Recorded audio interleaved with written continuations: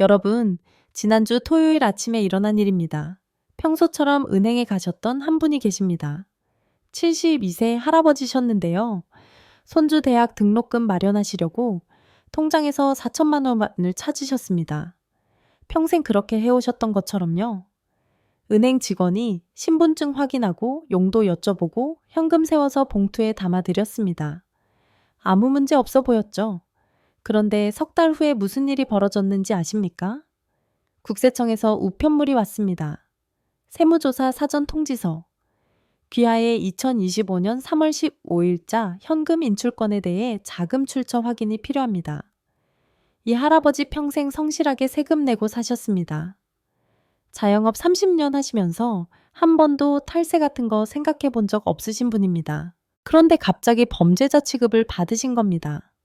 여러분, 이게 지금 대한민국에서 실제로 일어나고 있는 일입니다. 2025년 1월 1일부터 은행 현금 거래 규정이 완전히 바뀌었습니다. 그런데 이 사실을 아시는 분이 거의 없으십니다. 은행도 제대로 안내하지 않았습니다. 정부도 홍보를 안 했습니다. 그래서 지금 이 순간에도 전국에서 수많은 어르신들이 아무것도 모르신 채 세금 폭탄을 맞을 준비를 하고 계십니다. 나는 괜찮아. 나는 제 돈 찾는 건데 무슨 문제가 있겠어? 이렇게 생각하고 계십니까? 아닙니다. 제가 지난 2달 동안 상담해드린 분들만 해도 23명입니다. 모두 똑같이 말씀하셨습니다. 나는 잘못한 게 없는데 왜 나한테 세금을 물리는 거냐? 하지만 시스템은 여러분의 억울함을 들어주지 않습니다. 시스템은 그냥 기계적으로 작동합니다. 여러분이 언제 어디서 얼마를 찾으셨는지 전부 기록하고 분석하고 의심 대상자를 골라냅니다. 그리고 여러분한테 증명하라고 합니다.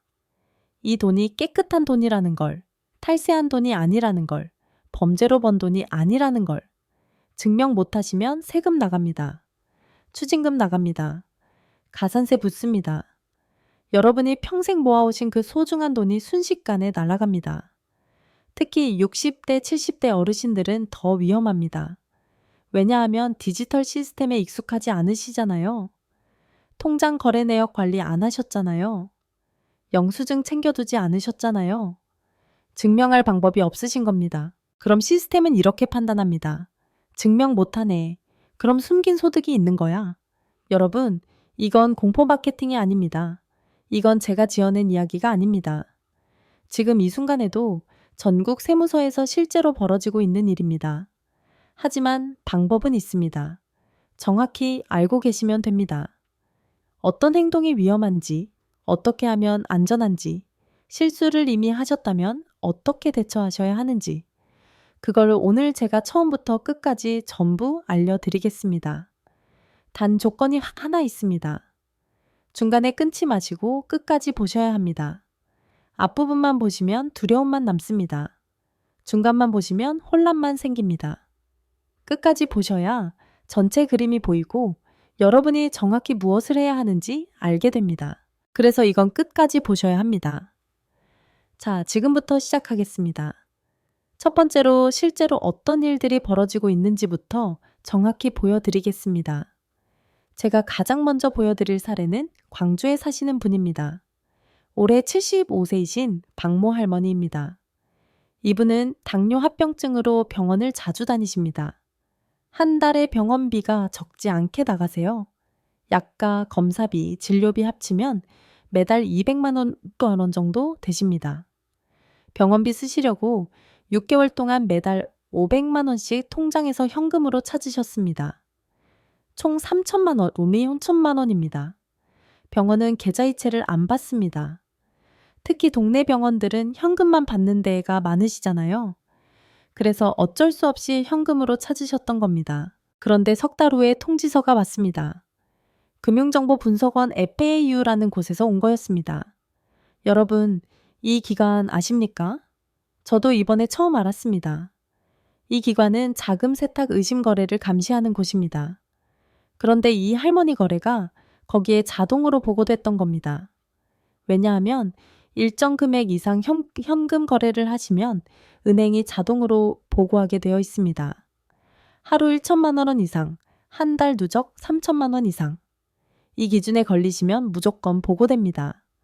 이 할머니는 매달 500만 원씩 6개월 동안 3천만 원을 찾으셨으니까 당연히 보고된 겁니다. 그리고 FAU에서 국세청으로 자료가 넘어갑니다. 국세청이 이 할머니 소득 기록을 조회합니다. 연금 받으시는 거, 저축 있는 거 전부 다 나옵니다. 그런데 계산이 안 맞는 겁니다. 이분 월 소득이 연금 120만 원입니다. 그런데 매달 500만 원씩 찾으셨다. 이 돈 어디서 났어? 국세청이 이렇게 생각하는 겁니다. 그래서 소명 요구가 들어왔습니다. 이 돈의 출처를 증명하십시오. 이 할머니가 어떻게 하셨는지 아십니까? 증명을 못 하셨습니다. 왜냐하면 그 돈은 남편이 돌아가시기 전에 모아두셨던 돈인데 남편 명의 통장에 있던 걸 10년 전에 현금으로 찾아서 집에 보관하고 계셨던 겁니다. 통장 기록 10년 전 거라 은행에서 조회가 안 됩니다. 영수증 당연히 없습니다. 그 돈이 어디서 왔는지 증명할 방법이 없으신 겁니다. 그럼 국세청이 어떻게 판단하느냐? 증명 못 하시네요. 그럼 이건 숨긴 소득입니다. 세금 내셔야죠. 추징금 오보 50만 원 나왔습니다. 여러분, 이게 말이 됩니까? 본인 돈 본인이 찾아서 병원비 쓰셨는데 탈세범 취급 당하신 겁니다. 두 번째 사례입니다. 이건 더 기가 막힙니다. 대전에 사시는 68세 정모 씨입니다. 이분은 3년 전에 암 진단을 받으셨습니다. 다행히 수술 잘 받으시고 지금은 건강하게 지내고 계십니다. 그때 가입해 두셨던 암보험에서 보험금이 나왔습니다. 8천만 원입니다. 보험금은 비과세입니다. 세금 안 내도 되는 돈이에요. 이거 다 아시죠? 그런데 이분이 불안하셨던 겁니다. 요즘 보이스피싱도 많고 은행도 믿을 수가 없다고 생각하셔서 전액 현금으로 찾아서 집 금괴에 넣어 두셨습니다. 석 달 후에 보험사에서 연락이 왔습니다. 고객님, 보험금 전액을 현금으로 인출하셨는데 혹시 강요당하신 건 아니십니까? 보이스피싱 피해는 아니십니까? 아니라고 설명하는 데만 한 달이 걸렸습니다. 그런데 문제는 거기서 끝이 아니었습니다. 보험사가 FIU에 보고를 했습니다. 이 사람 보험금 받자마자 전액 현금 인출했습니다. 의심 거래로 보입니다. 그럼 FIU는 어떻게 하느냐? 국세청으로 자료를 넘깁니다. 국세청이 조사를 시작합니다. 보험금은 비과세 맞습니다. 하지만 국세청은 이렇게 생각합니다. 정말 암 진단이 맞나? 보험 사기 아니야? 서류도 조작한 거 아니야? 진단서 다시 떼고 수술 기록 다시 제출하고 병원에서 확인서 받아오고 석 달 동안 지옥 같은 시간을 보내셨습니다. 병도 병인데 그 스트레스로 혈압이 올라가셔서 응급실까지 가셨습니다. 여러분, 이게 말이 됩니까? 본인이 아파서 받은 보험금을 본인이 찾았는데 범죄자 취급 당하신 겁니다. 세 번째 사례입니다. 이건 정말 가슴이 아픕니다. 울산에 사시는 64세 한모 씨입니다. 어머니가 올해 초에 돌아가셨습니다. 유산으로 2억 원을 받으셨습니다. 평생 검소하게 사신 어머니가 자식들 주시려고 모아두신 돈이었습니다. 장례를 치르는데 급하게 돈이 필요하셨습니다. 장례식장 비용, 상조회사 비용, 친지분들 식사 대접, 이런저런 비용 합치니까 5천만 원이 필요하셨어요. 그래서 상속받은 통장에서 5천만 원을 현금으로 찾으셨습니다. 장례 끝나고 6개월 후에 상속세 신고하실 때 문제가 터졌습니다. 세무사가 물어봅니다. 상속 재산 2억 원인데 왜 1억 5천만 원만 남아있죠? 5천만 원은 어디 갔습니까? 장례 비용으로 썼다고 하니까 세무사가 또 물어봅니다. 영수증 있으십니까? 없으셨습니다. 상조회사한테 현금으로 드렸고 식사 비용도 현금으로 계산하셨고 영수증 챙길 생각을 못 하셨던 겁니다. 그럼 세무사가 이렇게 말합니다. 증명 안 되시면 상속세 탈세로 추징 들어올 수 있습니다. 결국 이분은 지인들 찾아다니시면서 제가 그때 이만큼 썼는데 기억하시죠? 확인서 받아오시고 상조회사 다시 찾아가서 사용내역서 다시 떼고 석 달 동안 증빙 자료 모으셔서 70%만 겨우 증명하셨습니다. 나머지 30%는 증명이 안 돼서 추징금 1,010만 원 나왔습니다. 어머니 장례 치르고 슬픔도 차에 가시기 전에 세금 폭탄까지 맞으신 겁니다. 여러분 지금 세 분의 이야기를 들으셨습니다. 공통점이 뭔지 아십니까? 첫째, 모두 정당한 이유로 돈을 쓰셨습니다. 병원비, 보험금, 장례비, 범죄가 아닙니다. 둘째, 모두 본인 돈입니다. 훔친 돈 아닙니다. 빌린 돈 아닙니다. 평생 모으신 돈, 받으신 돈입니다. 셋째, 모두 아무것도 몰랐습니다. 규정이 바뀐 줄 몰랐습니다. 신고해야 하는 줄 몰랐습니다. 증명해야 하는 줄 몰랐습니다. 그런데 결과는 어땠습니까? 세무조사, 추징금, 스트레스. 여러분 이게 남의 일이라고 생각하십니까? 아닙니다. 여러분도 언제든지 똑같은 상황에 처하실 수 있습니다. 지금 이 순간에도 여러분의 통장에서 여러분이 찾으신 돈 하나하나가 전부 기록되고 있습니다. 누가 기록하느냐? 은행이 자동으로 기록합니다. 시스템이 자동으로 분석합니다. 컴퓨터가 자동으로 의심 대상자를 골라냅니다. 여러분이 의도가 있든 없든 알든 모르든 시스템은 작동합니다. 그럼 이제 궁금하시죠? 도대체 왜 이런 일이 벌어지는 거냐? 정부가 미쳤냐? 우리를 범죄자로 보는 거냐? 다음 장에서 정확히 설명드리겠습니다. 왜 이런 시스템이 만들어졌는지, 어떻게 작동하는지 여러분이 정확히 알아야 대응하실 수 있습니다. 그 전에 부탁 하나만 드리겠습니다. 지금 이 영상이 도움이 되신다면 구독 버튼 꾹 눌러주세요. 그리고 여러분 주변에 이런 정보가 필요하신 분들 계시죠?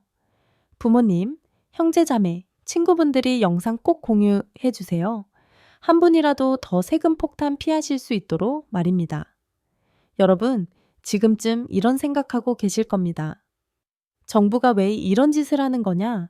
선량한 국민들 괴롭히려고 이러는 거냐? 아닙니다. 정부 입장에서는 나름대로 이유가 있습니다. 하지만 그 과정에서 여러분 같은 선량한 시민들이 피해를 보고 계신 겁니다. 정확히 말씀드리겠습니다. 2024년 말부터 시행된 자금 세탁 방지법 강화 조치. 이게 모든 문제의 시작입니다. 자금 세탁이 뭐냐? 범죄로 번 돈을 깨끗한 돈처럼 보이게 만드는 겁니다. 마약 팔아서 번 돈, 사기쳐서 번 돈, 뇌물로 받은 돈. 이런 더러운 돈을 여러 계좌로 쪼개서 옮기고 현금으로 바꾸고 다시 통장에 넣고 이렇게 세탁하는 겁니다. 그래서 정부가 이걸 막으려고 강력한 시스템을 만든 겁니다. 문제는 뭐냐? 범죄자만 걸리는 게 아니라 여러분도 같이 걸린다는 겁니다. 왜냐하면 시스템은 사람을 보는 게 아니라 숫자를 보기 때문입니다. 지금부터 제가 시스템이 어떻게 작동하는지 정확히 알려드리겠습니다. 여러분이 은행에 가서 현금을 찾습니다. 얼마를 찾으시든 어떤 이유로 찾으시든 은행 직원은 일단 돈을 드립니다. 하지만 그 순간 뒤에서 무슨 일이 벌어지는지 아십니까? 은행 컴퓨터가 자동으로 체크합니다. 이 사람이 오늘 찾은 금액이 얼마지? 이 사람이 이번 달에 누적으로 찾은 금액이 얼마지? 그리고 두 가지 기준과 대조합니다. 하루 1천만 원 전, 한 달 누적 3천만 원. 이 기준을 넘으시면 은행이 자동으로 보고합니다. 어디에 보고하느냐? 금융정보분석권, 줄여서 FIU라고 부릅니다. 이 기관은 자금 세탁 의심 거래를 전담하는 곳입니다. 은행에서 보고가 들어오면 컴퓨터가 자동으로 분석을 시작합니다. 여기서 중요한 게 하나 있습니다. 여러분이 900만 원씩 나눠서 찾으면 괜찮다고 생각하시면 큰일 납니다. 왜냐하면 시스템은 패턴을 봅니다. 예를 들어 볼까요? 월요일에 900만 원, 화요일에 900만 원, 수요일에 900만 원. 여러분은 1천만 원 기준을 피하려고 이렇게 하신 거죠. 하지만 컴퓨터가 이렇게 판단합니다. 이 사람 3일 연속 900만 원씩 찾네. 패턴이 이상한데 의도적으로 나눠서 찾는 거 아니야? 이걸 전문 용어로 구조화 거래라고 부릅니다. 자금 세탁 수법 중 하나입니다. 그래서 오히려 더 의심받으십니다. 그럼 여러분이 이렇게 생각하실 수 있습니다. 그래, 1천만 원, 5, 5천만 원 넘으면 보고된다. 알았어. 그런데 나는 나쁜 짓 안 했으니까 괜찮은 거 아니야? 아닙니다. 왜 아니냐? FAU에서 보고받은 자료가 국세청으로 넘어가기 때문입니다. 국세청이 뭘 하느냐? 여러분의 소득 기록을 조회합니다. 급여 받으신 거, 연금 받으신 거, 사업 소득, 이자 소득 전부 다 나옵니다. 그리고 계산을 합니다. 이 사람 작년에 소득이 3천만 원이네. 그런데 이번 달에 현금 5천만 원을 찾았네. 이게 말이 되나? 계산이 안 맞으면 국세청이 이렇게 생각합니다. 이 사람 어딘가에 숨긴 소득이 있는 거 아니야? 그래서 소명 요구가 들어옵니다. 이 돈 어디서 났습니까? 증명하십시오. 여기서 제일 중요한 포인트가 나옵니다. 증명 책임이 누구한테 있느냐? 여러분한테 있습니다. 국세청이 증명하는 게 아닙니다. 여러분이 증명하셔야 합니다. 이건 제가 10년 전에 모은 돈입니다. 이건 제가 20년 전에 받은 퇴직금입니다. 이건 돌아가신 부모님이 주신 돈입니다. 이걸 전부 증명하셔야 하는 겁니다. 그런데 여러분, 10년 전 통장 내역 갖고 계십니까? 20년 전 급여 명세서 보관하고 계십니까? 부모님이 주실 때 증여 신고하셨습니까? 대부분 없으시죠? 당연히 없으십니다. 그때는 그럴 필요가 없었으니까요. 하지만 지금은 필요합니다. 증명 못하시면 세금 나갑니다. 추징금 나갑니다. 가산세 붙습니다. 여러분 이해가 되십니까? 시스템은 이렇게 작동합니다. 1단계 은행에서 현금 찾으신 것은 자동으로 기록됩니다. 2단계 기준 초과하면 FIU에 자동 보고됩니다. 3단계 FIU가 패턴 분석해서 이상하면 국세청에 넘깁니다. 4단계 국세청이 소득을 대조해서 안 맞으면 소명 요구를 합니다. 5단계 증명 못하시면 세금으로 추징됩니다. 이 과정이 전부 자동입니다. 사람이 일일이 판단하는 게 아닙니다. 컴퓨터가 자동으로 걸러냅니다. 그래서 여러분이 억울해도 소용이 없습니다. 시스템은 여러분의 사정을 들어주지 않습니다. 하나 더 중요한 걸 말씀드리겠습니다. 여러분이 찾으신 돈이 나중에 어디에 쓰이는지도 추적됩니다.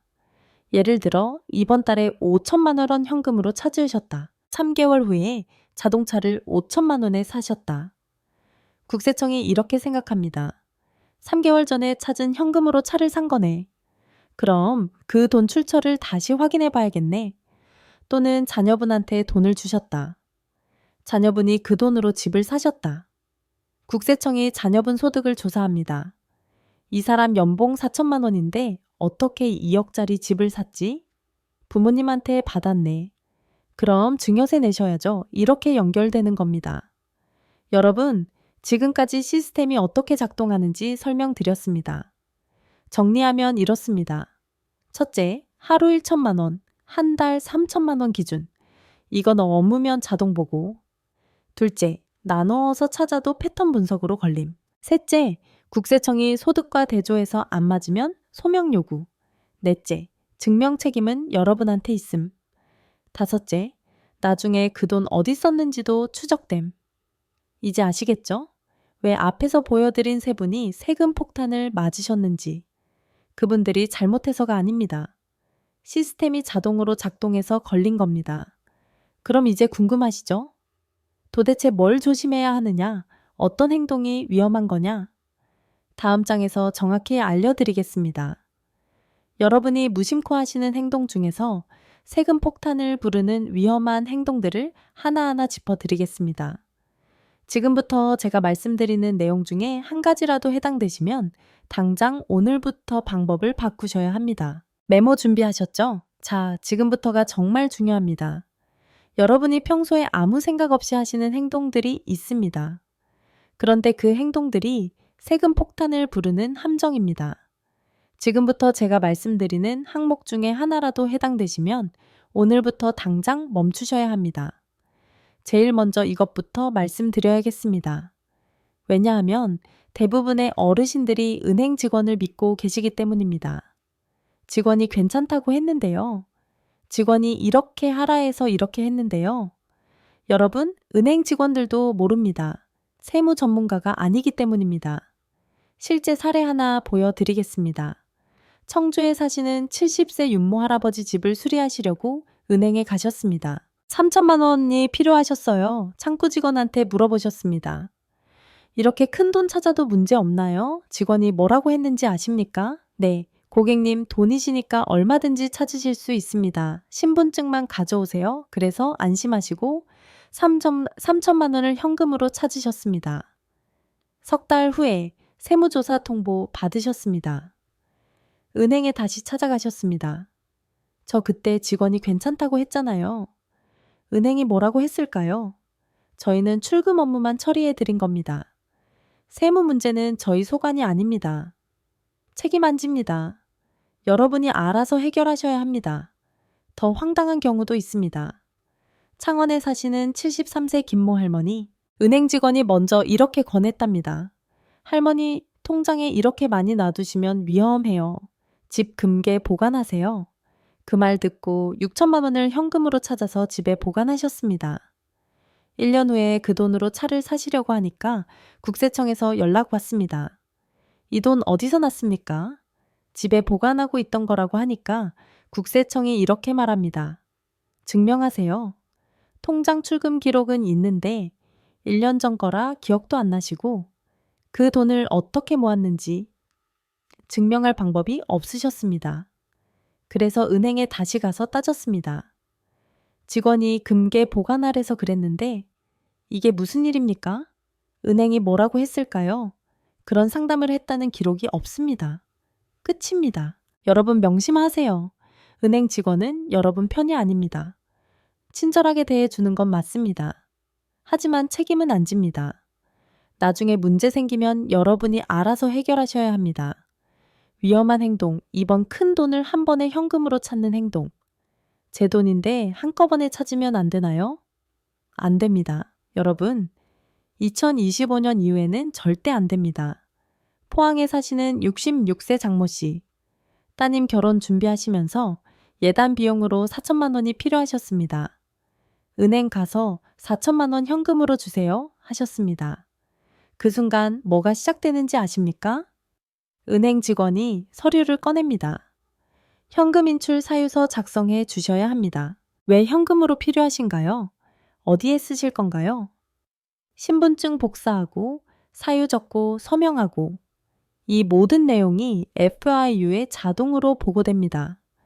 이분은 따님 예단 비용이라고 정직하게 쓰셨습니다. 그럼 이제 뭐가 시작되느냐? 국세청이 추적합니다. 따님이 정말 결혼했나? 예단을 정말 4천만 원어치 했나? 혹시 증여 회피하려고 거짓말하는 거 아니야? 6개월 후에 따님한테 연락이 갔습니다. 받으신 예물 목록 제출하세요. 따님이 얼마나 황당했겠습니까? 결혼 준비하느라 바쁜데 국세청에서 예물 목록 제출하래요. 결국 사진 찍어서 제출하고 영수증 다시 찾아서 제출하고 석 달 동안 스트레스 받으셨습니다. 여러분, 큰 돈을 한 번에 찾으시면 이런 일이 벌어집니다. 특히 3천만 원 이상은 무조건 보고됩니다. 그리고 나중에 전부 추적당합니다. 위험한 행동, 3번 여러 번 나눠서 찾으면 안전하다고 생각하는 행동. 그럼 900만 원씩 나눠서 찾으면 되는 거 아니에요? 이게 제일 위험합니다. 아까 말씀드렸죠? 시스템이 패턴을 분석한다고 천안에 사시는 67세 오모 씨 아들 사업자금으로 5천만 원이 필요하셨습니다.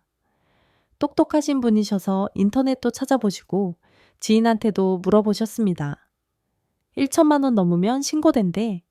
그럼 900만 원씩 나눠 찾으면 되겠네. 월요일 900만 원, 수요일 900만 원, 금요일 900만 원, 다음 주 월요일 900만 원, 다음 주 수요일 900만 원.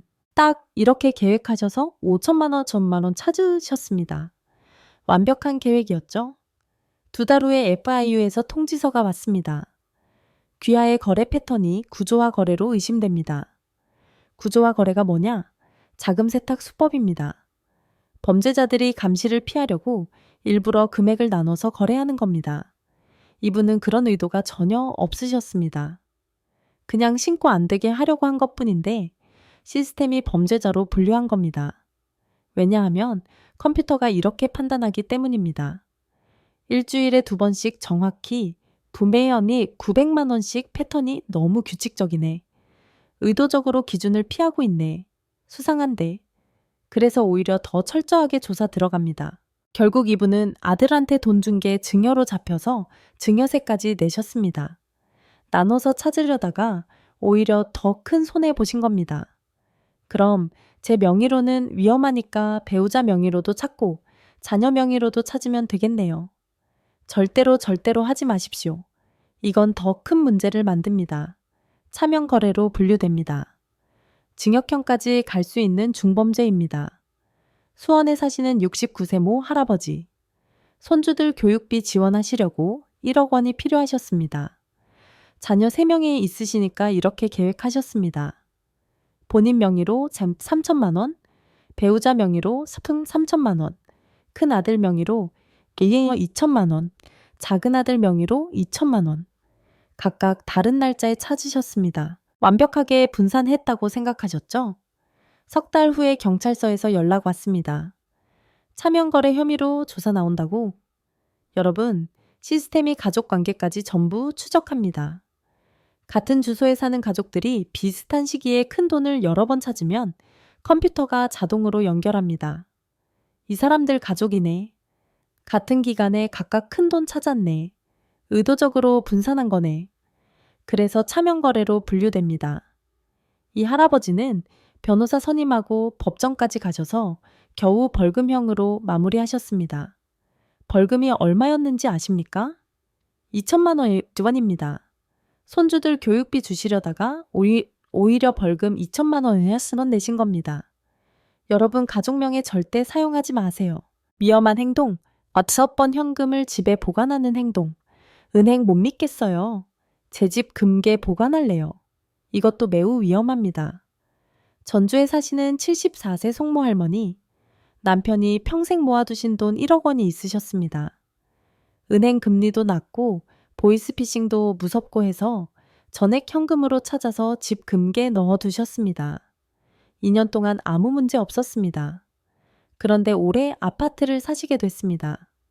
계약금으로 5천만 원이 필요하셔서 금괴서 꺼내서 부동산에 주셨습니다. 일주일 후에 국세청에서 연락 왔습니다. 이 돈 어디서 났습니까? 금괴 보관하고 있던 거라고 하니까 국세청이 또 물어봅니다. 금괴 어떻게 들어갔습니까? 2년 전에 통장에서 찾아서 넣었다고 하니까 또 물어봅니다. 그 돈은 원래 어디서 났습니까? 남편이 모아두신 거라고 하니까 또 물어봅니다. 남편분이 어떻게 모으셨습니까? 소득 신고 내역 있습니까? 증명할 방법이 없으셨습니다. 남편은 이미 돌아가셨고 2년 전 통장 기록도 없고 그 이전 기록은 더더욱 없고 결국 출처 불명 자금으로 분류돼서 추징금 1,800만 원은 나왔습니다. 여러분 현금을 집에 보관하시면 나중에 그 돈을 쓸 때 증명이 안 됩니다. 통장에 있으면 기록이 남습니다. 집에 있으면 기록이 없습니다. 기록이 없으면 증명이 안 됩니다. 위험한 행동. 6번, 평소 안 가던 낯선 은행에서 갑자기 큰 돈 찾는 행동. 전국 어디서나 제 돈 찾을 수 있는 거 아니에요? 맞습니다. 찾을 수는 있습니다. 하지만 평소 거래 패턴과 다르면 시스템이 이상 거래로 분류합니다. 부산에 사시는 71세 황모 할아버지. 평소에는 부산에서만 은행 거래하셨습니다. 그런데 서울에 사시는 친구분이 위독하시다는 연락을 받으셨습니다. 급하게 서울 올라가셔서 병원비 도와드리려고 서울 은행 지점에서 2천만 원을 찾으셨습니다. 일주일 후에 은행에서 전화 왔습니다. 고객님, 최근에 서울에서 2천만 원 찾으신 게 맞으십니까? 본인이 직접 찾으신 게 맞습니까? 본인이 맞다고 하니까 또 물어봅니다. 혹시 강요당하신 건 아니십니까? 보이스피싱 피해는 아니십니까? 아니라고 설명하는 데만 한 달이 걸렸습니다. 왜냐하면 시스템이 이렇게 판단하기 때문입니다. 이 사람 평소에는 부산에서만 거래했는데 갑자기 서울에서 큰 돈 찾았네. 수상한데 사기당하는 거 아니야? 은행 입장에서는 고객 보호입니다. 하지만 여러분 입장에서는 번거롭고 스트레스 받는 일입니다. 가능하면 평소 거래하시던 은행, 평소 가시던 지점에서 찾으세요. 마지막입니다. 요즘 자녀분들 해외에 많이 계시죠? 유학비, 생활비 보내시는 분들 많으십니다. 은행 수수료 아까우니까 현금으로 찾아서 환전소에서 송금해야지. 절대 안 됩니다. 해외 송금은 더욱 철저하게 감시됩니다. 1만 달러, 우리 돈으로 약 1,300만 원. 이 금액 이상 해외로 나가는 돈은 전부 외환당국에 보고됩니다. 현금으로 환전소에서 송금하시면 그 즉시 자금 세탁 의심 1순위입니다. 대구에 사시는 65세 권모 씨. 미국에서 유학 중인 손주에게 생활비 보내시려고 3만 달러가 필요하셨습니다. 은행 수수료가 아까우셔서 환전소를 이용하셨습니다.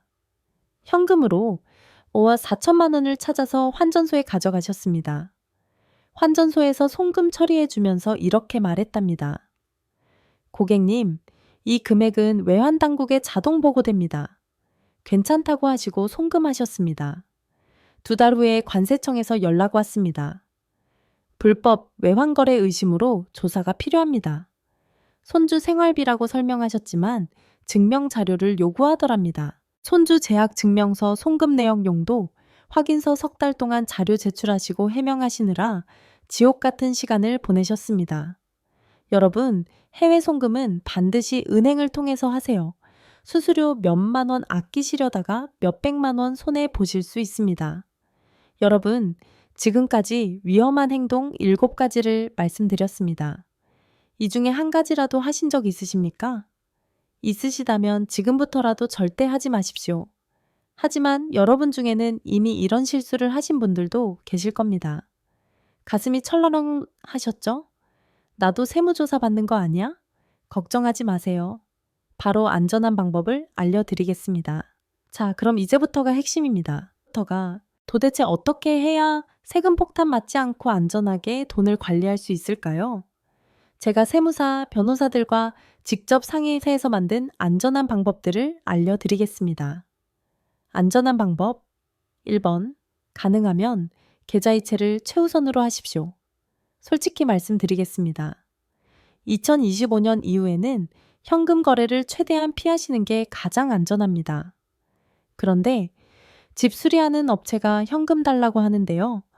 그 업체는 세금 안 내려고 현금 달라는 겁니다. 여러분한테 위험을 떠넘기는 거예요. 단호하게 말씀하세요. 계좌이체로 드리겠습니다. 요즘 모든 업체가 사업자 계좌 있습니다. 없다고 하면 그건 탈세 업체입니다. 거래하지 마세요. 실제 사례 보여드리겠습니다.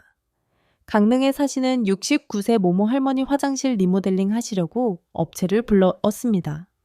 견적이 2,500만 원 나왔습니다. 업체 사장이 이렇게 말했답니다. 할머니 현금으로 주시면 200만 원 깎아드릴게요. 할머니가 이렇게 대답하셨습니다. 아니요. 계좌이체로 드릴게요. 깎아주지 않으셔도 됩니다. 업체 사장이 당황했답니다. 요즘 어르신들은 다 현금으로 하시는데 할머니가 단호하게 말씀하셨습니다. 나는 세무조사 받고 싶지 않습니다. 계좌이체 아니면 다른 업체 찾겠습니다. 결국 업체가 계좌번호를 알려줬습니다.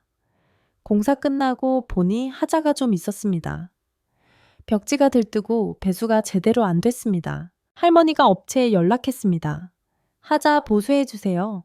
업체가 처음엔 발뺌했습니다. 저희는 그렇게 안 했는데요.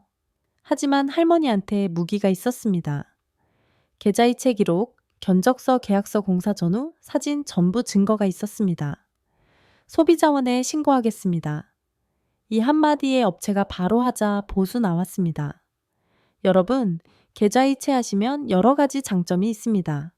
첫째, 거래 내역이 명확하게 남습니다. 국세청이 물어봐도 바로 증명됩니다. 둘째, 세무조사 걱정이 없습니다. 정당한 지출이라는 게 통장에 기록되어 있으니까요.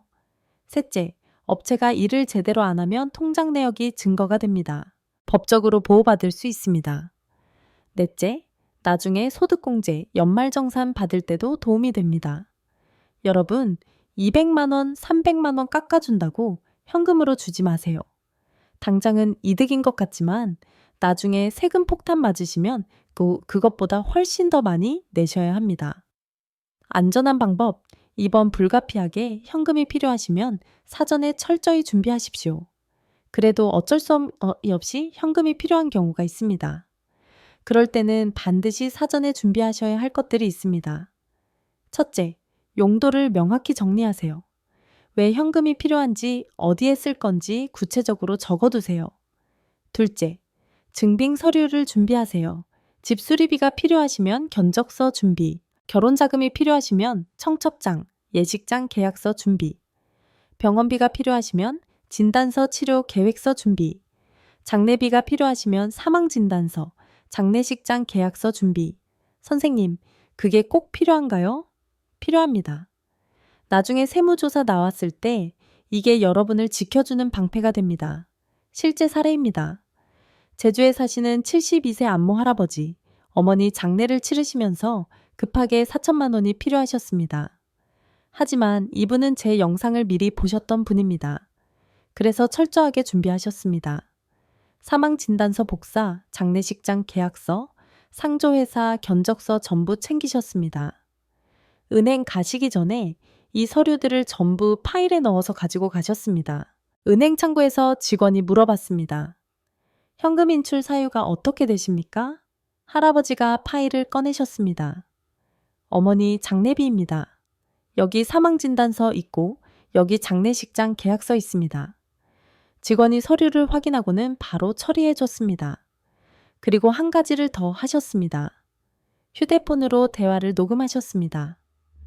2025년 5월 10일 제주 은행 그 지점에서 김모 직원님과 상담합니다.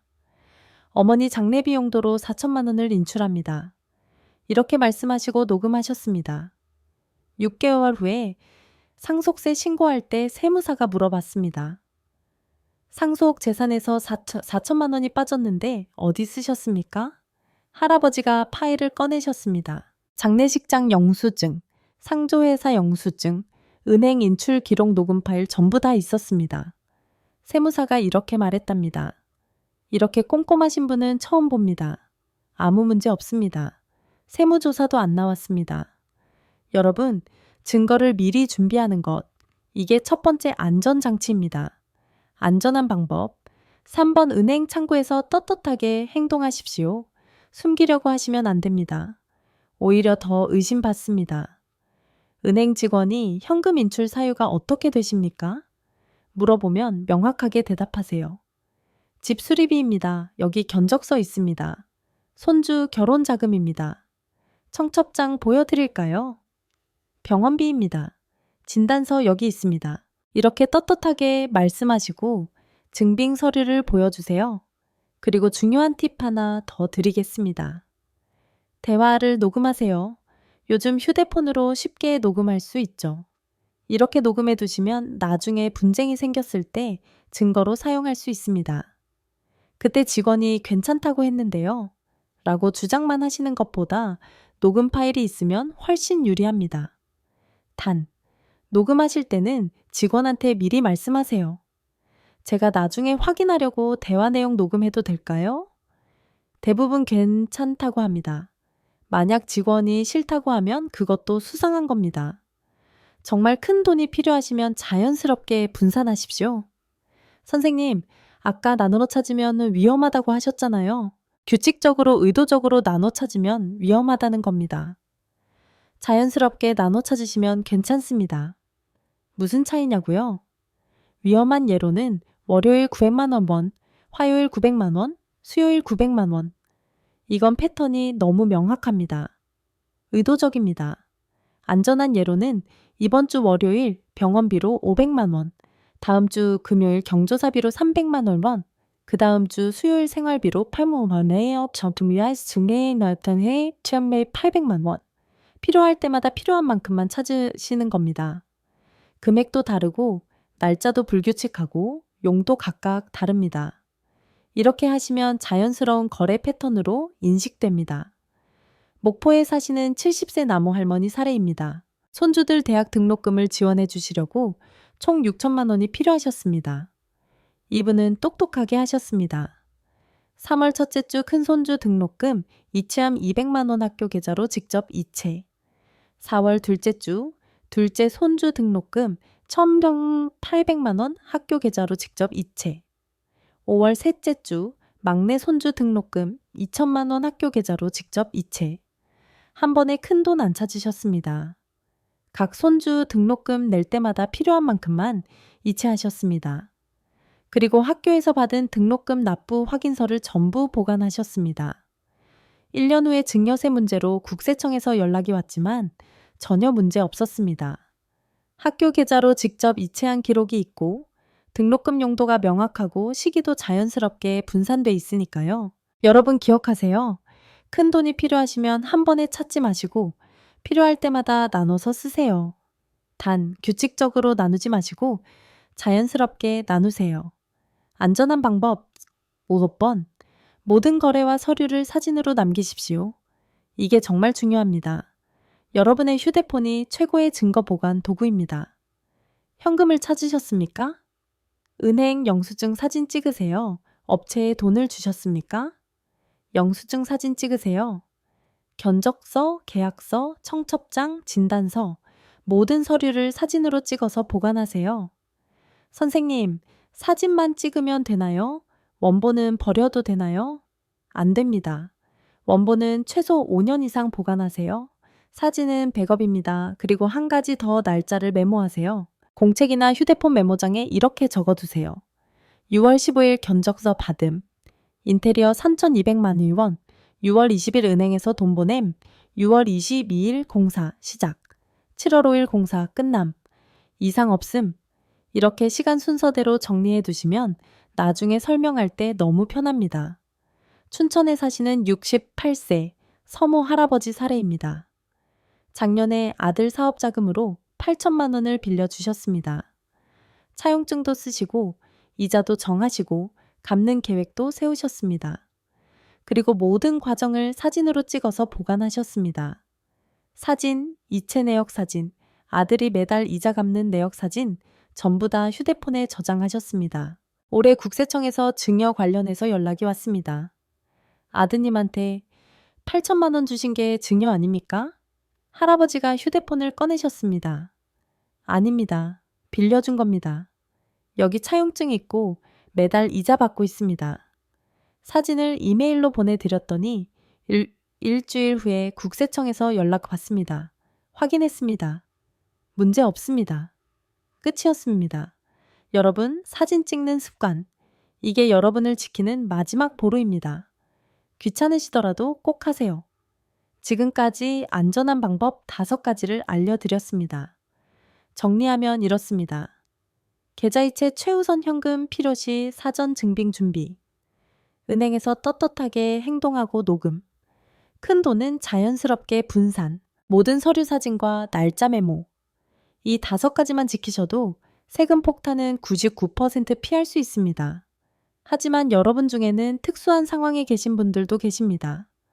상속을 받으셨다든지, 보험금을 받으셨다든지, 부동산을 거래하셨다든지, 이런 특수한 상황에서는 더욱더 조심하셔야 합니다.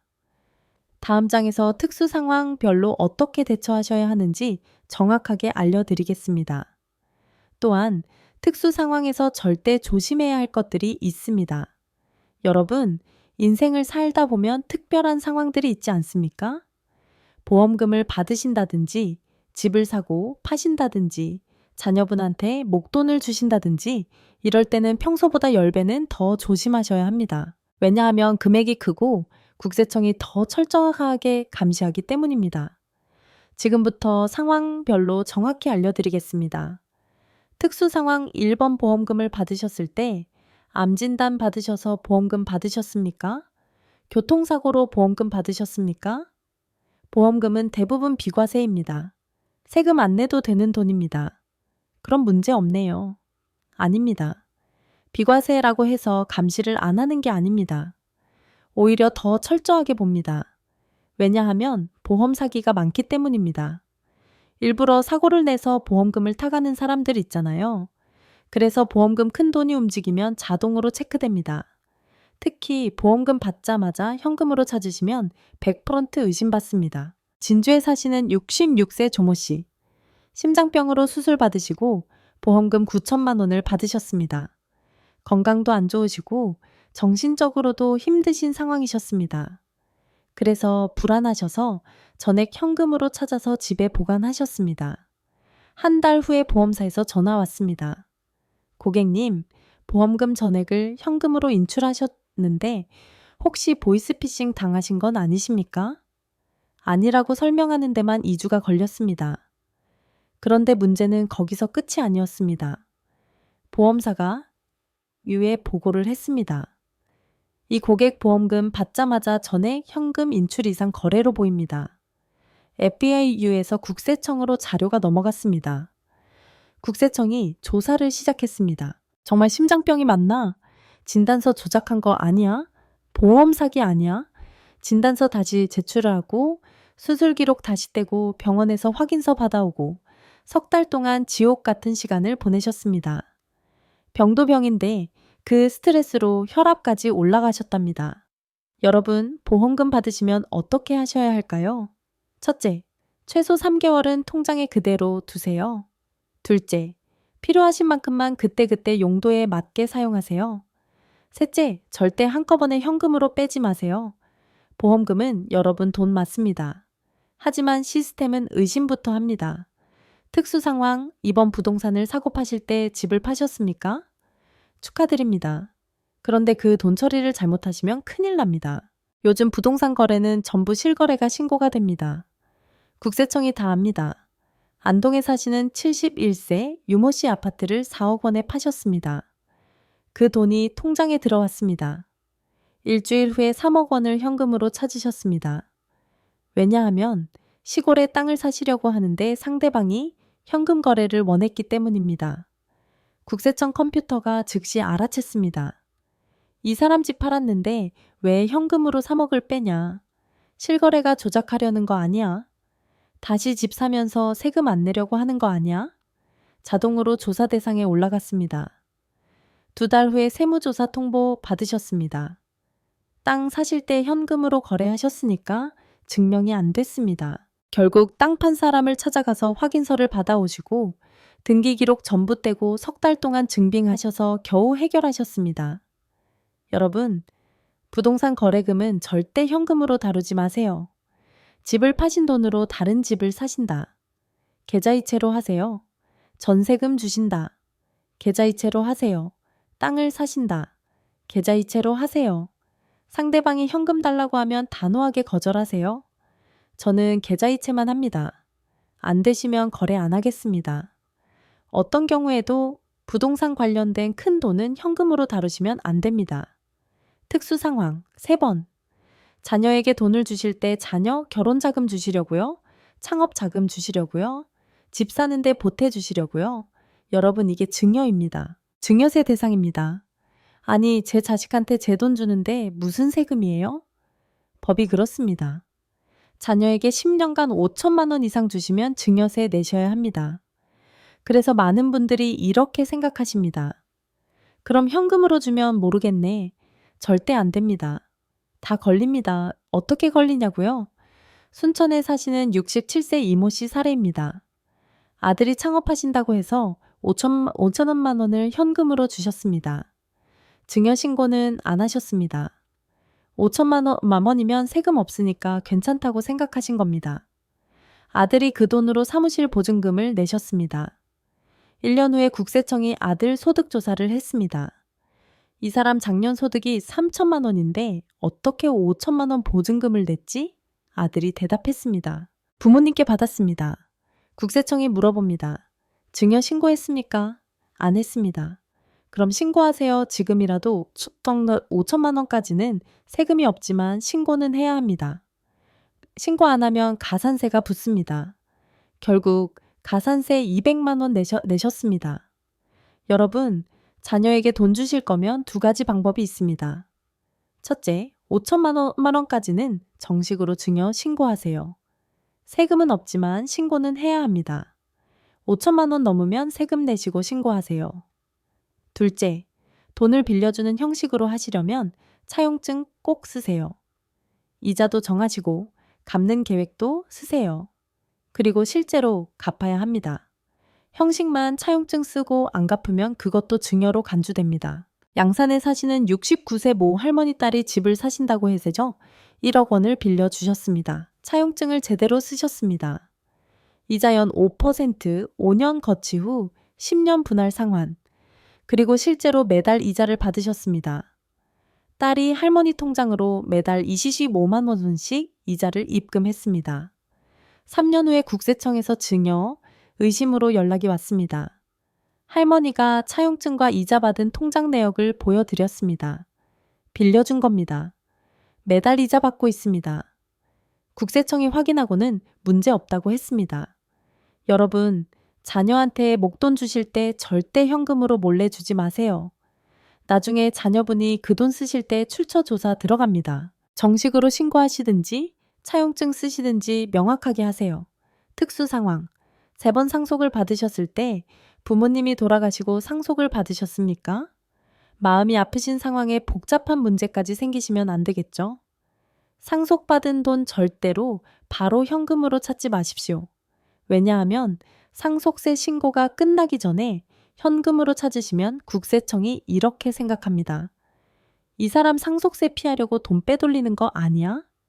거제에 사시는 70세 신모 씨 아버지 돌아가시고 유산 1억 5천만 원을 받으셨습니다. 장례 비용이 급하셔서 3천만 원을 현금으로 찾으셨습니다.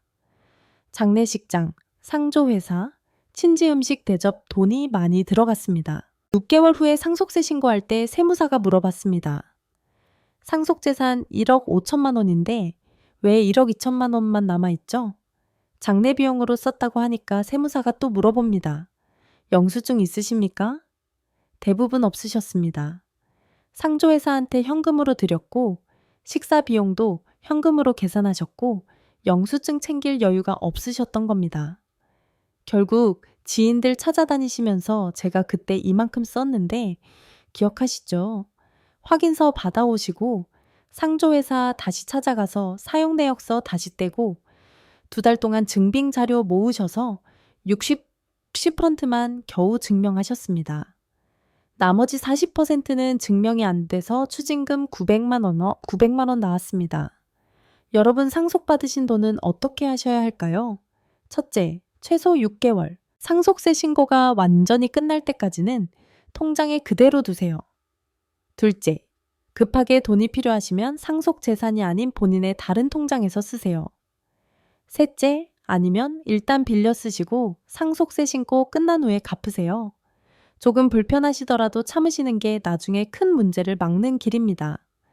특수상황 5번. 해외에서 돈이 들어올 때 자녀분이 해외에서 송금해 주셨습니까? 해외 투자 수익금이 들어오셨습니까? 해외에서 들어오는 돈은 더욱 철저하게 감시됩니다. 외환거래법에 따라 $10,000 이상 우리 돈으로 약 300만 원 이상은 무조건 신고 대상입니다. 그 돈 받자마자 현금으로 찾으시면 자금 세탁 의심 1순위입니다. 목포에 사시는 73세 변모 할머니. 미국에서 사시는 아들이 효도 차원에서 $30,000를 보내주셨습니다. 우리 돈으로 약 4천만 원입니다. 할머니가 너무 감사하셔서 받자마자 전액 현금으로 찾으셨습니다. 손주들한테 용돈도 주시고 친구분들 식사 대접도 하시고 그렇게 쓰시려고 하셨던 겁니다. 한 달 후에 외환은행에서 전화 왔습니다. 고객님, 해외 송금 받으신 거 맞으십니까? 자금 출처가 어떻게 되십니까? 아들이 보내준 거라고 하니까 또 물어봅니다. 아드님이 왜 보내셨습니까? 증여입니까? 용돈입니까? 증빙 자료를 요구하더랍니다. 아들과 통화기록 송금 목적 확인서 아들 소득 증명. 3달 동안 자료 제출하시느라 스트레스 받으셨습니다. 여러분, 해외에서 받으신 돈은 최소 6개월은 건드리지 마세요. 용도가 명확할 때만 사용하세요. 그리고 가능하면 세무사와 먼저 상담하세요. 여러분, 특수 상황 5가지 말씀드렸습니다. 보험금, 부동산, 자녀 증여, 상속, 해외 송금. 이런 상황에서는 평소보다 10배는 더 조심하셔야 합니다. 금액이 크고 국세청이 철저하게 감시하기 때문입니다. 혹시 지금 이런 상황에 처해 계십니까? 그렇다면 절대 혼자 판단하지 마시고 반드시 세무사와 상담하세요. 몇십만 원 넘은 상담료 아껴다가 몇천만 원 세금 폭탄 맞으시면 안 되겠죠? 하지만 여러분 중에는 이미 실수하신 분들도 계실 겁니다. 가슴이 철렁하시죠? 나도 세무조사 받는 거 아니야? 걱정하지 마세요. 다음 장에서 이미 실수하신 분들을 위한 대처법을 알려드리겠습니다. 아직 늦지 않았습니다. 지금부터라도 제대로 대응하시면 피해를 최소화할 수 있습니다. 이미 실수하셨다면 이렇게 하세요. 여러분, 지금쯤 가슴이 철렁하신 분들 계시죠? 아, 나도 지난달에 큰돈 현금으로 찾았는데, 나도 증명 자료 없이 돈 썼는데 진정하세요. 아직 늦지 않았습니다. 지금부터 제가 알려드리는 대로만 하시면 피해를 최소화할 수 있습니다. 대처법 1번, 절대로 숨기려고 하지 마세요. 제일 나쁜 게 뭔지 아십니까? 이미 찾은 걸 숨기려고 하는 겁니다.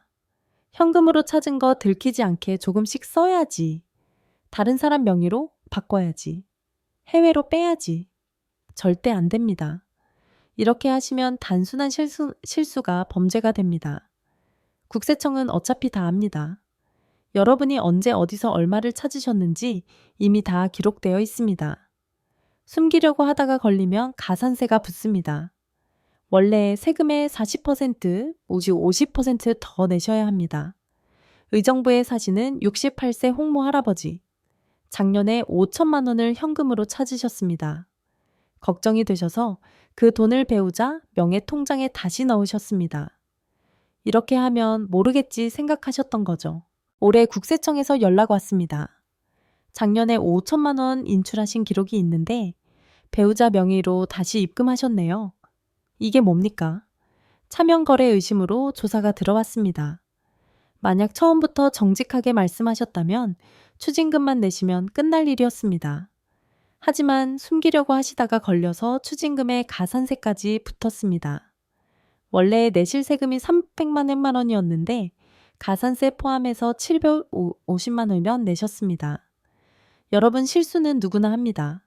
하지만 실수를 숨기려고 하면 더 큰 문제가 됩니다. 차라리 떳떳하게 대응하시는 게 훨씬 낫습니다. 대처법 2번, 지금 즉시 증빙 자료를 모으세요. 이미 찾으신 돈 어디에 쓰셨습니까? 생활비, 병원비, 경조사비, 집수리비. 지금 당장 그 증거들을 모으세요. 영수증이 있으면 다 챙기세요. 영수증이 없으면 카드 내역서라도 챙기세요. 카드도 안 쓰셨으면 통장 이체 내역이라도 챙기세요. 선생님, 아무것도 없는데요. 그냥 현금으로 다 쓰고 영수증도 안 받았는데요. 그럼 지금이라도 사후 정리하세요. 집수리에 쓰셨다. 그 업체 연락해서 영수증 다시 발급해 주세요. 요청하세요. 경조사비로 쓰셨다. 청첩장, 부고장, 그런 자료라도 모으세요. 병원비로 쓰셨다. 병원 가서 진료 내역서 다시 떼세요. 지금 와서 모아봤자 소용없는 거 아니에요? 아닙니다. 있는 것과 없는 것은 천지 차이입니다. 광주에 사시는 74세 구모 할머니 6천만 원을 현금으로 찾아서 여기저기 쓰셨는데 영수증을 하나도 안 챙기셨습니다. 세무조사 통보받고 급하게 석 달 동안 증빙 자료를 모으셨습니다. 병원에 다시 가서 진료비 납부 내역 떼고 집수리한 업체 찾아가서 확인서 받아오고 친구분들한테 제가 그때 경조사비 얼마 드렸죠? 확인서 받아오고 80%를 증명하셨습니다. 20%는 증명 못했지만 80% 증명한 덕분에 추징금을 60억 증여보 줄이셨습니다. 원래 1,500만 원 나올 뻔했는데 600만 원만 내고 끝나셨습니다. 여러분 지금이라도 늦지 않았습니다. 증명자료 모으세요. 하나라도 더 모으시면 그만큼 세금을 줄일 수 있습니다. 대처법 3번 자진신고를 고려하세요. 이게 가장 확실한 방법입니다. 국세청에서 조사 나오기 전에 여러분이 먼저 신고하는 겁니다. 선생님, 제가 먼저 신고하면 더 손해 아니에요? 반대입니다. 자진신고하면 가산세가 대폭 줄어듭니다. 국세청이 먼저 찾아오면 가산세 40%인데 여러분이 먼저 신고하면 가산세 10%로 4배 차이입니다. 더 중요한 건 자진신고하면 여러분이 의도적으로 잘못한 게 아니라는 걸 보여주는 겁니다. 저는 몰랐습니다. 하지만 알게 된 후 바로 정정합니다. 이런 태도를 보여주는 거죠. 창원에 사시는 66세 한모 씨 작년에 특례의 8천만 원을 현금으로 찾아서 여러 곳에 쓰셨습니다. 올해 제 영상을 보시고 불안하셔서 세무사를 찾아가셨습니다. 세무사가 자진신고를 권했습니다. 지금 하시면 가산세가 훨씬 적습니다. 자진신고하셨습니다. 추징금 600만 원, 가산세 60만 원, 총 60만 원 나왔습니다. 만약 국세청이 먼저 왔다면 600만 원에 가산세 240만 원, 총 840만 원이었을 겁니다. 쾌심점이 180만 원을 아끼신 겁니다. 여러분 실수하셨다는 걸 아셨으면 숨기지 마시고 자진신고 고려하세요. 여러분, 이 문제는 혼자 해결하시면 안 됩니다. 꼭 세무사와 상담하세요. 선생님, 세무사 비용이 부담스러운데요. 세무사 비용이 50만 원 저지하고 칩시다. 그런데 세무사 통해 세금을 500만 원 줄일 수 있다면 450만 원 이득 아닙니까? 실제로 세무사 없이 혼자 대응하다가 큰 손해 보신 분들 정말 많습니다. 부산에 사시는 72세 배모 할아버지 국세청 조사관이 2천만 원 내세요 했습니다. 할아버지가 억울하다면서 혼자 버티셨습니다. 나는 잘못한 게 없어. 왜 세금을 내야 하냐? 결국 법정까지 가셨습니다. 변호사 비용 300만 원면 시간 6개월, 스트레스 말도 못 하십니다. 그리고 결국 판결은 1,800만 원만 내라고 나왔습니다. 200만 원만 줄었습니다. 나중에 아들이 세무사를 통해 재협상했을 때는 800만 원만 내면 됐던 건데 말입니다. 처음부터 세무사와 상담하셨다면 시간도 돈도 스트레스도 훨씬 덜 받으셨을 겁니다. 여러분, 세무사 비용 아깝다고 생각하지 마세요. 오히려 세무사가 여러분을 지켜주는 방패입니다. 특히 금액이 3천만 원 이상이면 반드시 세무사 상담 받으세요. 이미 실수하신 건 어쩔 수 없습니다. 최선을 다해서 수습하시면 됩니다. 그런데 중요한 건 같은 실수를 반복하지 않는 겁니다. 이번에 한 번 넘어갔다. 아, 별일 없네. 이렇게 생각하시면 안 됩니다. 국세청 시스템은 반복적인 패턴을 더 철저하게 잡아냅니다. 한 번 의심받은 사람은 계속 모니터링 대상입니다. 리스트에 올라갑니다. 전주에 사시는 70세 임모 할아버지. 2년 전에 5천만 원 임모반 현금 인출로 세무조사 받으셨습니다. 그때는 운 좋게 넘어가셨습니다. 그런데 올해 또 4천만 원을 현금으로 찾으셨습니다. 이번에는 바로 조사 들어왔습니다. 왜냐하면 시스템에 이미 표시가 되어 있었기 때문입니다. 이 사람 2년 전에도 큰 돈 찾았는데 또 찾네. 반복 패턴이네. 이번에는 훨씬 더 철저하게 조사받으셨습니다. 결국 추징금 800만 원 나왔습니다. 여러분, 한 번 실수는 실수입니다. 하지만 두 번은 고의로 봅니다. 이번 일이 마무리되시면 앞으로는 반드시 제가 알려드린 안전한 방법대로 하세요. 계좌이체 우선, 증빙 자료 준비, 사진 촬영 귀찮으시더라도 꼭 하세요. 여러분, 이미 실수하신 분들을 위한 대처법 5가지 말씀드렸습니다. 절대 숨기지 말 것, 지금 즉시 증빙 자료 모을 것, 자진신고 고려할 것, 세무사와 상담할 것, 같은 실수 반복하지 말 것, 이미 엎질러진 물입니다. 하지만 지금 제대로 대처하시면 피해를 최소화할 수 있습니다. 두려워하지 마시고 정면으로 대응하세요. 그게 결국 여러분을 지키는 길입니다. 그런데 여러분, 사실 이 모든 문제의 근본 원인이 뭔지 아십니까? 디지털 시대에 적응하지 못해서입니다. 요즘 세상은 전부 디지털로 돌아갑니다. 은행도 세무서도 전부 컴퓨터로 관리합니다. 여러분이 디지털을 모르시면 살기 힘듭니다. 하지만 걱정하지 마세요. 지금부터 어르신들도 쉽게 따라할 수 있는 디지털 방법들을 알려드리겠습니다. 어렵지 않습니다. 여러분 솔직히 말씀드리겠습니다. 요즘 세상 디지털 모르면 살기 힘듭니다. 특히 돈 관리는 더욱 그렇습니다. 선생님, 저는 스마트폰도 잘 못 다루는데요. 괜찮습니다. 제가 쉽게 알려드리겠습니다. 어렵지 않습니다. 천천히 하나씩만 배우시면 됩니다. 은행 앱 꼭 깔아주세요. 앱이 뭐냐고요? 휴대폰에 설치하는 프로그램입니다. 은행마다 다 있습니다. 국민은행 쓰시면 KB스타뱅킹, 신한은행 쓰시면 신한솔, 우리은행 쓰시면 우리W뱅킹 이런 식입니다.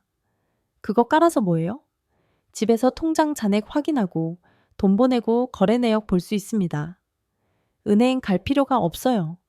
순천에 사시는 71세 김모 할머니, 처음엔 나는 못해 하셨습니다. 손자가 하루 동안 옆에서 알려줬습니다. 이제는 혼자서 척하십니다. 매달 손주들 용돈 보낼 때도 전기세 낼 때도 전부 앱으로 하십니다. 은행 안 가셔도 됩니다. 줄 서실 필요도 없습니다. 주변에 자녀분, 손주분 계시죠? 부탁하세요. 나 대신 은행 앱 좀 깔아줘. 금방 해줍니다. 처음엔 어려우셔도 한두 번 쓰시면 익숙해집니다. 그리고 중요한 건 은행 앱으로 거래하면 전부 기록이 남습니다. 나중에 국세청이 물어봐도 증명이 바로 됩니다. 디지털 방법, 이번 계좌이체 생각보다 간단합니다. 저는 무조건 창구 가야 해요. 이제는 바꾸셔야 합니다. 계좌이체는 생각보다 간단합니다. 순서 알려드리겠습니다. 1단계 은행 앱 엽니다. 2단계 이체 버튼 누릅니다. 3단계 받는 사람 계좌번호 입력합니다. 4단계 금액 입력합니다. 5단계 비밀번호 누릅니다. 6단계 끝입니다. 이게 전부입니다. 대구에 사시는 69세 박모 할아버지 처음에는 못하신다고 하셨습니다. 며느리가 옆에서 2번 같이 해드렸습니다. 3번째부터는 혼자 하셨습니다. 이제는 매달 교회 헌금도 이체로 하시고 경조사비도 이체로 하십니다. 여러분도 할 수 있습니다. 처음에는 자녀분이나 손주분한테 옆에서 지켜보고 있으라고 하세요. 같이 한두 번 해보면 금방 배우십니다. 그리고 실수하셔도 괜찮습니다. 처음부터 완벽하게 하시는 분 없습니다. 천천히 연습하시면 됩니다. 사진 찍는 습관을 들이세요. 휴대폰 카메라, 이게 최고의 증거 보관 도구입니다. 영수증 받으셨습니까? 사진 찍으세요. 계약서 쓰셨습니까? 사진 찍으세요. 은행에서 받은 서류 사진 찍으세요. 사진 찍으면 어디 저장돼요? 휴대폰 갤러리에 자동으로 저장됩니다. 나중에 갤러리 열면 다 볼 수 있어요. 서울에 사시는 73세 이모 할머니 병원비 영수증을 전부 사진 찍어서 보관하셨습니다. 1년치가 넘습니다. 올해 연말 정산할 때 세무사한테 보여드렸더니 세무사가 깜짝 놀랐답니다. 이렇게 꼼꼼하신 분은 처음 봅니다. 덕분에 의료비 공제 제대로 받으셨습니다. 여러분, 사진 찍는 건 어렵지 않습니다. 휴대폰 카메라 켜고 서류에 대고 누르면 끝입니다. 그리고 중요한 사진들은 자녀분한테 카카오톡으로 보내주세요. 이거 좀 보관해줘.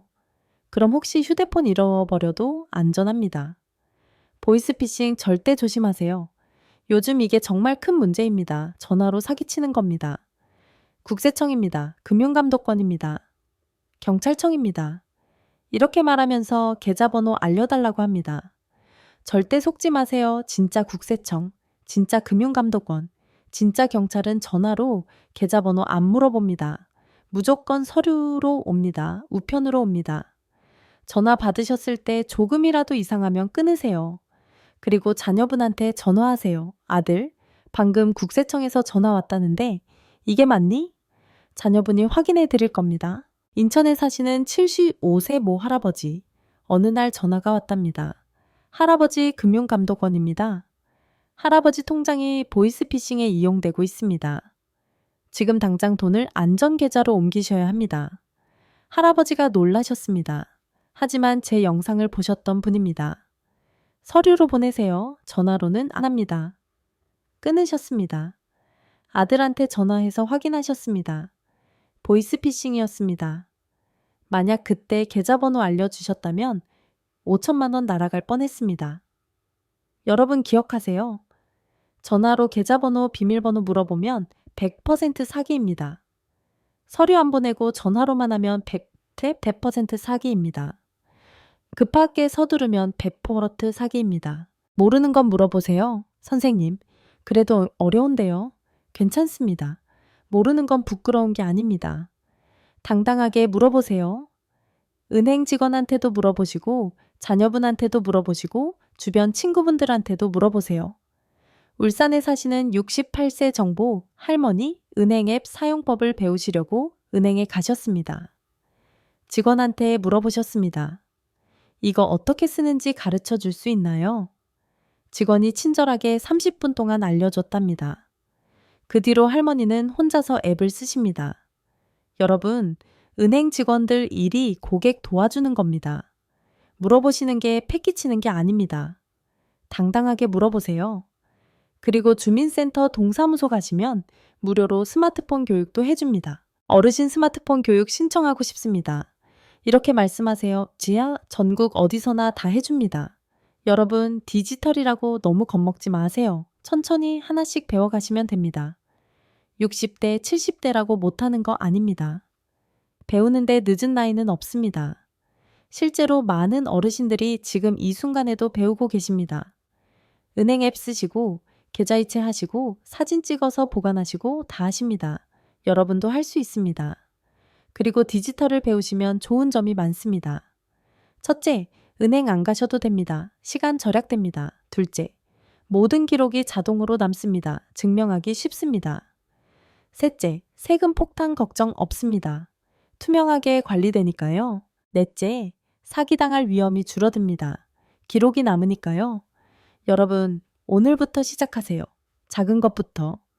은행 앱 깔기, 사진 찍기, 이것부터 시작하세요. 그리고 자녀분, 손주분한테 도움 요청하세요. 부끄러운 거 아닙니다. 우리 모두 함께 배워가는 겁니다. 이제 마지막 장입니다. 지금까지 긴 시간 동안 정말 수고 많으셨습니다. 마지막으로 희망적인 이야기를 들려드리겠습니다. 실제로 이 문제를 슬기롭게 해결하신 분들의 이야기입니다. 여러분도 할 수 있다는 걸 보여드리겠습니다. 여러분, 지금까지 무섭고 걱정되는 이야기만 들으셨죠? 실수하면 세금 폭탄, 세무조사, 추징금. 하지만 이제는 희망적인 이야기를 들려드리겠습니다. 제가 상담했던 분들 중에 이 문제를 슬기롭게 해결하신 분들이 많습니다. 어떻게 하셨는지 보여드리겠습니다. 여러분도 충분히 할 수 있다는 걸 느끼실 겁니다. 제주에 사시는 77세 강모 할머니, 남편분이 작년에 돌아가셨습니다. 보험금 1억 2천만 원을 받으셨습니다. 이분 정말 대단하셨습니다. 슬픔 속에서도 포기하지 않으셨습니다. 먼저 동사무소를 찾아가셨습니다. 무료 법률 상담 받을 수 있나요? 거기서 세무사를 소개받으셨습니다. 세무사와 함께 모든 걸 계획하셨습니다. 보험금은 6개월간 그대로 두고 필요한 만큼만 계좌이체로 사용하셨습니다. 생활비, 병원비 모든 걸 기록하셨습니다. 영수증 받으시고 사진 찍으시고 날짜 메모하시고 결과가 어떻게 됐을까요? 세무조사도 문제없이 통과하셨습니다. 추징금 한 푼도 안 나왔습니다. 지금은 자녀분들께 짐되지 않고 편안하게 지내고 계십니다. 이분이 제게 하신 말씀이 기억납니다. 선생님, 처음엔 너무 무서웠어요. 혼자서 어떻게 해야 할지 막막했어요. 그런데 제대로 알고 나니까 별거 아니더라고요. 우리 같은 노인네들도 충분히 할 수 있어요. 원주에 사시는 70세 민모 할아버지. 손주 유학비로 급하게 6천만 원이 필요하셨습니다. 은행 가서 현금으로 찾으셨습니다. 그때는 규정이 바뀐 줄 모르셨던 겁니다. 석 달 후에 세무조사 예고 통지를 받으셨습니다. 처음엔 패닉 상태였습니다. 내 인생 끝났다, 이렇게 생각하셨대요. 그런데 아드님이 말씀하셨답니다. 아버지 세무사 선생님 찾아가 봅시다. 세무사와 함께 석 달 동안 증빙 자료를 모으셨습니다. 손주 학교 등록금 납부 확인서, 손주한테 보낸 송금 기록, 학교에서 받은 재학 증명서 하나하나 다 챙기셨습니다. 결과가 어떻게 됐을까요? 원래 2천만 원 추징 예정이었는데 최종적으로 300만 원만 내고 끝났습니다. 이 할아버지가 저한테 전화 주셨을 때 하신 말씀입니다. 선생님 영상 보고 용기 얻었습니다. 포기하지 않고 끝까지 증명하니까 되더라고요. 감사합니다. 안산에 사시는 68세 모 할머니 따님, 결혼 준비하시면서 예단 비용으로 4천만 원이 필요하셨습니다. 이분은 제 영상을 미리 보셨던 분입니다. 그래서 철저하게 준비하셨습니다. 청첩장 복사본 준비하고 예식장 계약서 준비하고 은행 가시기 전에 전부 파일에 넣어서 가지고 가셨습니다. 은행에서 상담받고 모든 걸 계좌이체로 처리하셨습니다. 예물가게에도 계좌이체, 예식장에도 계좌이체, 현금은 한 푼도 안 쓰셨습니다. 그리고 모든 과정을 사진으로 찍어서 정리해 두셨습니다. 결과 아무 문제 없었습니다. 세무조사도 안 나왔습니다. 추징금도 없었습니다. 이분이 주변 친구분들한테 이렇게 말씀하셨답니다. 요즘은 조금만 공부하면 우리도 충분히 대응할 수 있어. 겁먹지 말고 배워야 해. 여러분 지금 세 분의 이야기를 들으셨습니다. 공통점이 뭔지 아십니까? 첫째, 포기하지 않으셨습니다. 처음엔 막막하고 무서웠지만 나는 못해 하지 않으셨습니다. 둘째, 제대로 배우셨습니다. 영상도 보시고 세무사한테도 물어보시고 자녀분한테도 도움받으시고 셋째, 올바르게 대응하셨습니다. 숨기지 않고 떳떳하게 증거를 준비하고 정직하게 이 세 가지만 지키시면 됩니다. 그럼 여러분도 충분히 할 수 있습니다. 여러분, 긴 시간 동안 끝까지 봐주셔서 진심으로 감사드립니다. 마지막으로 오늘 제가 말씀드린 내용을 정리하겠습니다. 첫째, 2025년부터 은행 현금 거래 규정이 완전히 바뀌었습니다. 하루 1천만 원, 한 달 3천만 원 넘으면 자동으로 국세청에 보고됩니다. 둘째, 나눠서 찾아도 다른 사람 명의로 찾아도 다 걸립니다. 시스템이 패턴을 분석합니다. 가족 관계까지 추적합니다. 셋째, 증명 책임은 여러분한테 있습니다. 국세청이 증명하는 게 아닙니다. 여러분이 증명하셔야 합니다. 넷째, 가능하면 계좌이체를 우선으로 하시고 모든 증빙을 남기세요. 영수증, 계약서, 사진, 날짜 메모 전부 증거가 됩니다. 다섯째, 이미 실수하셨어도 지금부터라도 제대로 대응하시면 됩니다. 숨기지 말고 증빙 모으고 자진 신고하고 세무사 상담 받으세요. 당신은 혼자가 아닙니다. 여러분, 이건 두려워할 일이 아닙니다. 제대로 알고 대비하면 충분히 막을 수 있는 일입니다. 그리고 여러분은 혼자가 아닙니다. 전국의 수많은 어르신들이 똑같은 고민을 하고 계십니다. 똑같은 문제를 겪고 계십니다. 하지만 그분들 중 많은 분들이 이미 해결하셨습니다. 슬기롭게 대응하셨습니다. 여러분도 할 수 있습니다. 세상이 빠르게 변하고 있습니다. 디지털 시대 어렵고 복잡합니다. 때로는 억울한 일도 생깁니다. 하지만 포기하지 마세요. 여러분은 평생을 성실하게 살아오셨습니다. 땀 흘려 일하시고 자녀 키우시고 이 사회를 만들어 오신 분들입니다. 당당하십시오. 배우고 대응하고 우리의 권리를 지켜나가십시오.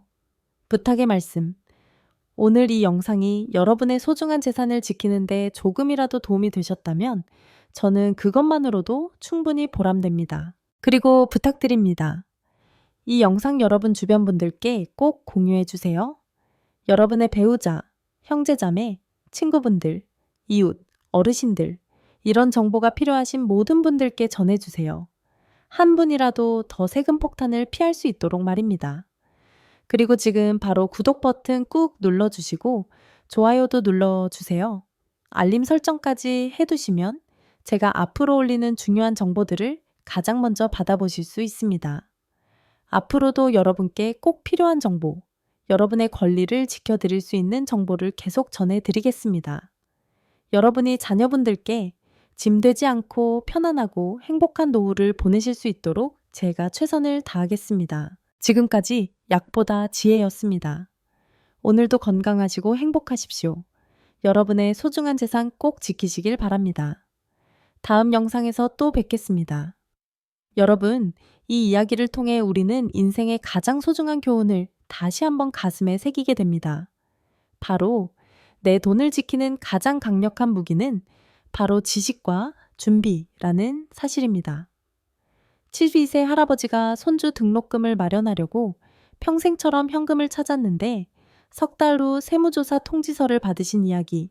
당뇨 합병증으로 병원비를 쓰시던 할머니가 매달 현금을 찾아 병원에 냈는데 자금 세탁 의심으로 추징금을 맞으신 사연, 암보험금을 받아 집 금괴 넣어두셨다가 보험 사기 의심으로 고통받으신 분, 어머니 장례 치르느라 급히 현금을 쓰셨다가 상속세 탈세로 오해받으신 분, 이 모든 분들은 잘못한 게 없습니다. 그저 평생 해오던 대로 제 돈을 제 맘대로 썼을 뿐입니다. 그런데 바뀐 세상의 규칙을 몰라서 증빙을 남기지 않아서 억울한 세금 폭탄을 맞으셨습니다. 이제 세상은 디지털로 돌아갑니다. 현금 한번 찾는 순간 시스템이 자동으로 기록하고 분석하고 그리고 의심합니다. 하지만 두려워할 필요 없습니다. 정확히 알면 충분히 피할 수 있습니다. 계좌이체를 우선으로 하고 영수증과 사진을 남기고 큰 돈 움직일 때는 미리 준비하면 됩니다. 진짜 지혜는 돈을 숨기는 게 아니라 떳떳하게 기록하는 습관입니다. 여러분이 평생 땀 흘려 모으신 재산, 이제는 지식으로 지키세요. 작은 준비 하나가 가족의 눈물과 스트레스를 막아줍니다. 이 감동적인 교훈이 마음에 와닿으셨나요? 나도 현금 자주 찾는데 확인해 봐야겠다. 앞으로는 계좌이체만 해야겠어. 이미 실수한 것 같아 불안해 하시는 분들 꼭 댓글로 말씀해 주세요. 어떤 부분이 가장 걱정되시는지, 비슷한 경험 있으신지도 들려주세요. 제가 한 분 한 분 정성껏 읽고 응원 드릴게요. 그리고 더 많은 지혜와 안전한 정보를 함께 나누고 싶으시다면 지금 바로 구독과 좋아요, 알림 설정 부탁드려요. 여러분의 작은 손길이 제게 큰 힘이 되고 더 많은 어르신들의 재산과 마음을 지켜주는 든든한 방패가 됩니다. 함께 억울함 없는 행복한 노후를 만들어가요. 감사합니다.